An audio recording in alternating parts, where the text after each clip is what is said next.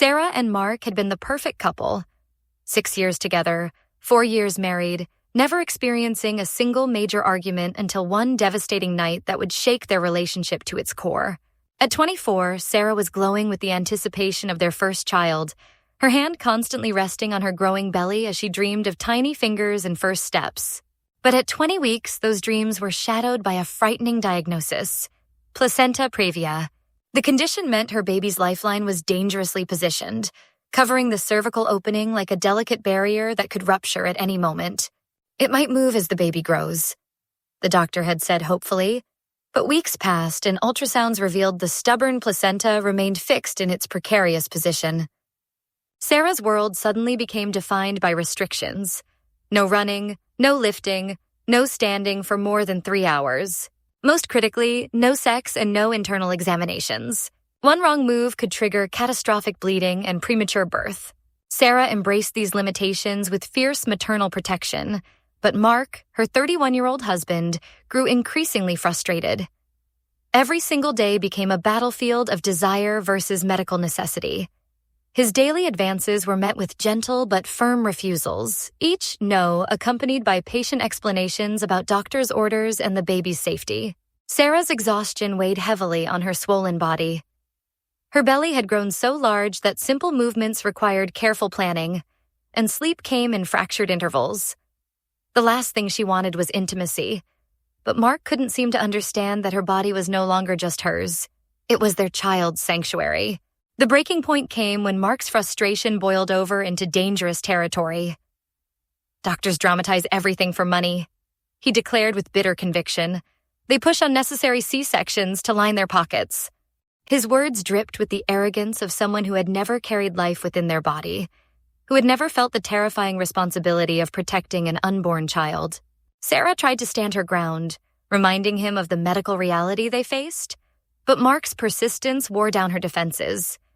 In a moment that would haunt them both, Sarah's resolve crumbled under the weight of his relentless pressure.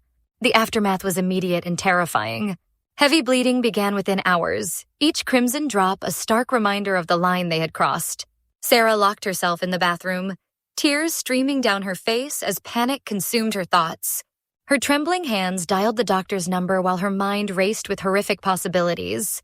An emergency C-section, a premature baby fighting for life, all because of one reckless moment. The drive to the hospital felt endless.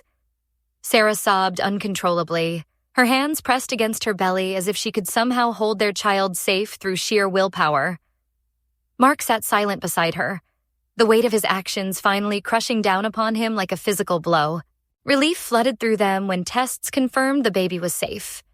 No preterm labor, just bleeding that would hopefully stop on its own.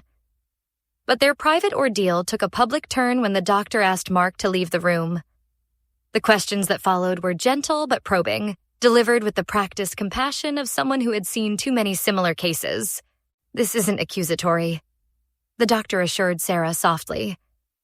"But I need to know if this bleeding was caused by something specific or if it was random." Sarah's whispered confession hung in the air like a shameful secret, and what happened next would remain burned in her memory forever. The doctor quietly slipped domestic violence pamphlets into Sarah's purse, the papers crackling softly as they settled among her belongings. The gesture was meant to be discreet, protective, but Sarah felt the burning humiliation of being seen as a victim in her own marriage. The woman she had been just hours before, a happy, expectant mother, felt like a stranger now.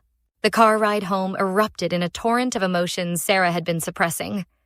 Her voice cracked as she screamed at Mark, her words punctuated by exhausted sobs. "Never again," she cried. "The doctor knows more than you. She knows what's best for our baby." Mark's apologies came fast and heavy, his remorse genuine but perhaps too late to undo the damage. Days passed with Mark groveling, bringing flowers, cooking meals, trying desperately to earn forgiveness for his moment of selfish weakness. But Sarah's anger burned steady and deep.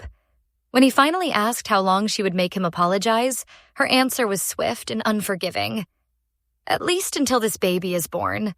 Now Sarah carries not just their child, but the weight of broken trust and a marriage forever changed by one catastrophic night.